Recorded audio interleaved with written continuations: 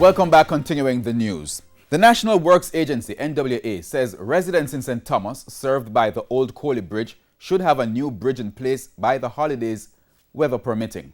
It's part of a $1.1 billion project to reconstruct the road from Morant Bay to Georgia. The NWA's response comes days after residents were marooned after the heavy rains on the weekend. We visited the area yesterday. This is Ziggy, a farmer. He's in deep concentration as he tries to balance his load of soursop on his head, shoes in hand, and heavy-duty equipment in his path. Ironically, this is widely known as the Dry River in St. Thomas, but not after last weekend's rain. A makeshift structure, which had been erected, was washed away in the deluge. Work had begun some months ago on the construction of a new bridge to replace the Coley Bridge. While the incomplete structure stood firm against the force of the water, an old problem resurfaced. Scores of residents are marooned. Residents say they cautioned contractors against removing the old Coley Bridge before completing the new one. This given the history of a lack of access in the area during heavy rainfall. You don't just come and just buck down a bridge and there's nowhere to go through. That is big disrespect to the whole community. Okay? So I voice in my opinion that we can get this done as quick as possible, because we don't know where another disaster coming from.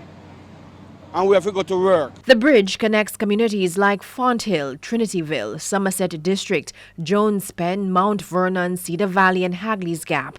Many faced the tough choice of staying home or braving the walk through the river to go to work or to conduct business. This has been the case for the young and the not so young. I'm going to Morant Bay and it's a total disgrace. I have to let a man hold my hand to cross the water, coming over, take off my sneakers and my socks and put on my plastic slippers to cross the water. My pants are almost wet up, just to go to Morant Bay to look about some business. And some residents have been cashing in. From Saturday we're there. You see me, I transport people. We are the river taxi. If I know with enough people who go out from Saturday, whole heap of people will live. Carrot bag. Over 60 bag of carrot. We have to lift. You see me? We have to lift cross river wayside to come across. This is the second time in 2 months that residents have been marooned because of heavy rain. They make Paul Bogle look like a joke thing, you know. A whole heap of people fight for this place, you know.